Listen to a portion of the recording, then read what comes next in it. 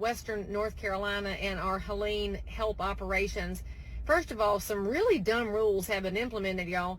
One of our big shelters and distribution centers, the health department told the refugees, those that are stranded, who've lost everything, that they could not use the shelter showers without flip-flops. Dumbest thing I have ever heard. These people have lost everything, and you won't let them take a hot shower without flip-flops? Oh! Well, when I got that call, thank you, friends, and thank you to Larry in Concord who hooked us up at the nail supply place, because we sent 18,000 pairs of flip-flops up to the shelter this morning, where one of my girlfriends took a trailer up so people can take a shower. Those are the kind of rules that don't help in a time of absolute survival disaster. That's number one. Number two is, if you're reading about FEMA online and wondering if they're really a pain in the tail, I can confirm it is true.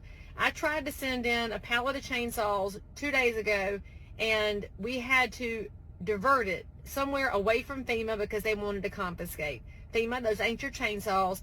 Our mountain people are much better with them than y'all are, although I'm sure there's some very fine people that work for FEMA. I'm talking about the organization. But those saws need to be in the hands of the guys on ATVs down in the holler and up on these trees where there are blocked roads where we can get access to our neighbors who are still stranded. This is not a one-time little 5-minute storm. There are people that we have not gotten to yet, and we want to get to them. That's why those chainsaws are up there.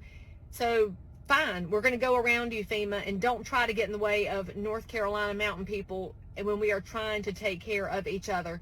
You should also know I had a shipment trying to go in last night that got stopped because somebody wanted to inventory it. So we diverted that one elsewhere to get it into the hands of an apartment complex of seniors that have been neglected. So thank you to the friend of mine who alerted me to that complex, and to the other friend who took this load up. And by the way, got to spend the night at the apartment of somebody who was just willing to help out. The biggest thing you have to know here is that neighbors are looking after neighbors, and when FEMA's in the way, don't think you're going to stop us, because that's basically like a Satan roadblock, and God will find a way because God always wins.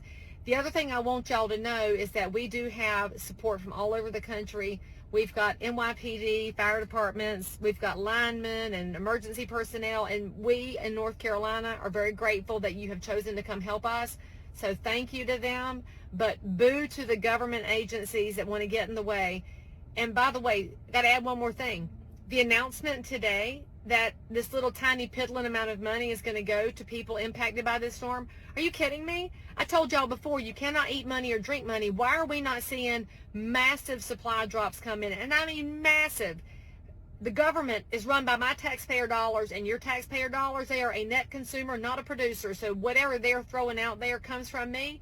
As a taxpaying citizen, DC, quit trying to buy us off, because you can't buy us for $750 anyway. How about you send in the water we need, send in some ATVs, send in some more chainsaws and fuel, and let us take care of our people and get out of the way, because Western North Carolina is going to pull through this, whether you get in our way or not.